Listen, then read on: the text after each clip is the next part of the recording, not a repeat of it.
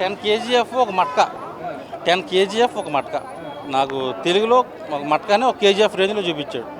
పున్నమ నాగలో చిరంజీవి గారిని ఒక సోమన్ బాబుని కలిపితే ఎలా ఉంటుందో ఆ రేంజ్లో చూపించాడు పెర్ఫార్మెన్స్. వరుణ్ తేజ్ యాక్టింగ్ ఎలా?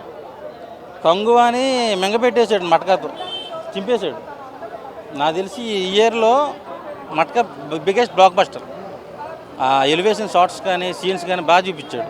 బీజిఎం ఒక కామన్ మ్యాన్ మట్కా గేమ్ ఆడి ఒక కోటీశ్వరుడు ఎలా అయ్యాడు దాన్ని బేస్ చేసుకుని తీశారు.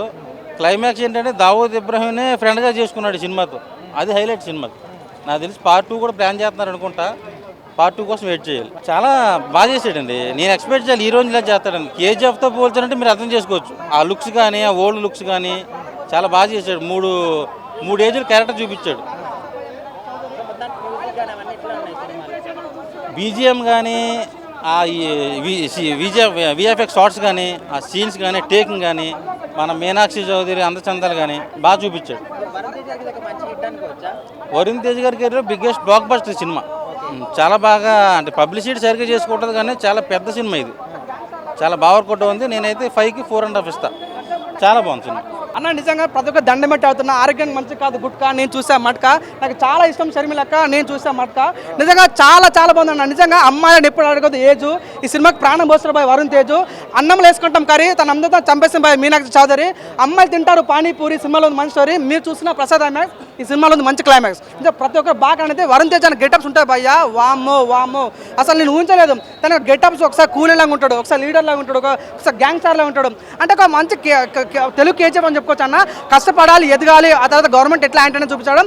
First of all Meenakshi Chaudhary యొక్క లవ్ ట్రాక్ కానీ తనతో జరిగే కొన్ని రొమాన్స్ సీన్స్ అయితే చాలా చాలా బాగుంది. యాజ్ ఎ మెగా ఫ్యాన్ చెప్తున్నా, మంచి దమ్మున్న సినిమా, మంచి కంటెంట్ ఉన్న సినిమా, ప్రతి ఒక్కరు నచ్చుద్ది. ఇప్పుడు జస్ట్ శాంపుల్ మాత్రమే. సంక్రాంతికి రాబోతున్నాం, గేమ్ చేంజర్ మంచి సాలిడ్ మూవీతో రాబోతుంది 100%. మెగా ఫ్యాన్స్ అందరూ పండుగ చేసుకుని బ్రదర్ సినిమా చాలా చాలా బాగుంది అన్న. పారేశ్వర భయ సినిమా అయితే చాలా బాగుంది.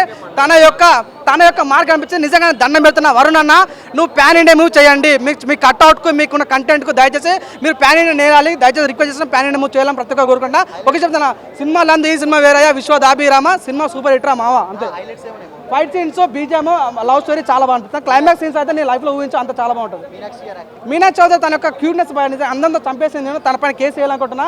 తన అందంతో చంపేస్తున్నాను. చాలా చాలా బాగుంది. తన యొక్క క్యూట్నెస్ కానీ తన యొక్క లవ్ సాంగ్స్ అని చాలా బాగుంటుంది. ఓవరాల్ నేను 5కి 4.5 ఇస్తాను. వాళ్ళిద్దరి మధ్యన ఒక సాంగ్ ఉంది, సర్ప్రైజింగ్ గా చేశారు కదా, సో అది చూసినప్పుడు ఎలా? నిజంగా నాకైతే యాజ్ ఎ ఫ్యాన్ గా గూస్ బంప్స్ వచ్చినాయండి. అమ్మి చూడండి, అలా వైకుంఠపురంలో ఒక సాంగ్ ఉంటుంది, విలన్తో సాంగ్స్ ఉంటాయి. ఈ సినిమాలో కూడా విలన్తో ఒక సాంగ్ ఉంటుంది. అసలు ఎక్స్పెక్ట్ చేయము, చాలా బాగుంటుంది. మన మేడంతో ఒక చిన్న సాంగ్ ఉంటుంది. అబ్బా ఏముంది బాబా, మన మహానటిలో చూసిన ఆ ఫీలింగ్ వస్తుందన్నమాట. అంటే మన ఓల్డ్ డ్రాప్లోకి వెళ్ళిపోతాం, కొత్త అంటే పాత ప్రపంచానికి వెళ్ళిపోతుంటాం. సో నిజంగా కమ్బ్యాక్ మూవ్ అని చెప్పుకోవచ్చు. మంచి సైలెంట్ కొట్టినాడు, సాలిడ్ కొట్టిండు అన్న ఫీలింగ్ ఉంది.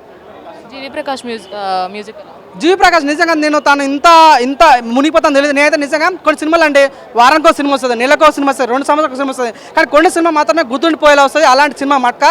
జీవి ప్రకాష్ యొక్క తనకు ఆ ఫీల్ మిస్ అయితే మాత్రం సినిమా చూడండి, చాలా బాగుంటుంది. నిజంగా సినిమా కూడా మెయిన్ ప్లస్ అంటే అన్న getups, elevations, cinema dialogues, love songs, BGM అయితే చాలా బాగుందండి. నాకు చాలా బాగుంది. సినిమాలో 1% కూడా నెగిటివ్ లేదండి, చాలా బాగా అనిపిస్తుంది. Thank you. ఓకే. ఇప్పుడే మేము మట్కా చూసి వస్తున్నాం. సినిమా చాలా బాగుంది. ఒక కొత్తగా తీసిరు సినిమా, డిఫరెంట్గా తీసిరు. ఇది ఒక వరుణ్ తేజ్ కెరియర్లా ఇది మంచి బెస్ట్ మూవీ అని చెప్పొచ్చు. మెగా ఫ్యాన్స్ లెక్కించి మళ్ళీ ఒక పవన్ కళ్యాణ్ తర్వాత అంటే ఒక రామ్ చరణ్ తర్వాత అంటే మళ్ళీ ఇండస్ట్రీలో నిలబడే మనిషి అంటే ఒక వరుణ్ తేజ్ అని చెప్పొచ్చు. ఎందుకంటే ఈ సినిమాలో ఆయన యాక్టింగ్ చూస్తుంటే అంతా బాగుంది. మళ్ళీ పవన్ కళ్యాణ్ తర్వాత రామ్ చరణ్ తర్వాత అంటే మళ్ళీ వరుణ్ తేజ్ తర్వాత చిరంజీవి. మెగా ఫ్యామిలీలో మళ్ళీ ఒక హీరో మనకు దొరికింది అనుకోవచ్చు. ఆల్రెడీ ప్రూవ్ చేసుకుని గద్దల గుణగేశ్వర యాక్టింగ్లో మళ్ళీ ఇలా ప్రూవ్ చేసి చూపించుకుంటూ మన వరుణ్ తేజ్ గారు. సినిమా ఎలా ఉంది కాదు, మెయిన్ యాక్టింగ్ ఎలా చేసిండు ఆయన.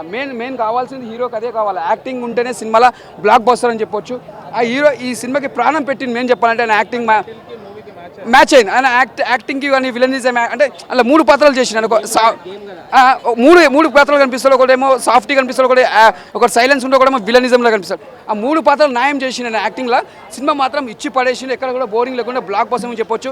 ఇది ఒక మెగా ఫ్యాన్స్కి పెద్ద పండుగ అని చెప్పొచ్చు. ఇది ఒక బెస్ట్ మూవీ అని చెప్పొచ్చు. వరుణ్ తేజ్ కెరియర్లో ఒక బెస్ట్ మూవీ. గతల గుణగేష్ తర్వాత అంటే మళ్ళీ కొద్ది బెస్ట్ మూవీ. నా కోరిక ఒకటే ఉంది, ఒక రాజమౌళి సార్ మీరు వరుణ్ తేజ్ తోటి సినిమా తీయాలని ఒక మెగా ఫ్యాన్స్కి ఒక ఆశ ఉన్నది. ఎందుకంటే ఆయన నటన విశ్వరూపం చూపిస్తాడు. మీరు సినిమా తీస్తే వరుణ్ తేజ్తో తీస్తే మీరు మాత్రం ఇంకా ఆయనని ఇంకా మంచి తీసుకోవచ్చు, మా వరల్డ్లో కూడా చూపించవచ్చు అని చెప్పొచ్చు. జై మెగా ఫ్యామిలీ, జై మెగాస్టార్, జై పవర్ స్టార్, జై వరుణ్ తేజ్. 5కి 3.5 ఇస్తారు. బాగుంది అన్న, సినిమా అయితే చాలా బాగుంది. వరుణ్ తేజ్ కంబ్యాక్ అని చెప్తున్నాయితే గద్దలకొండ గణేష్ తర్వాత ఒక మంచి కంబ్యాక్ చేశాడని చెప్తున్నాయితే.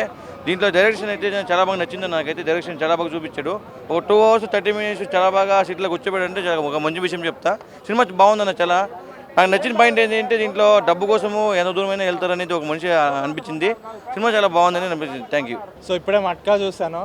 ఫస్ట్ హాఫ్ లాస్ట్ 5 minutesలో గేమ్ గురించి స్టార్ట్ అవుతుంది. 5 minutesలో అసలు ఎప్పుడు స్టార్ట్ అయింది, ఎప్పుడు రిచ్ అయిపోయాడు, అసలు ఏం తెలియకుండానే అయిపోయింది.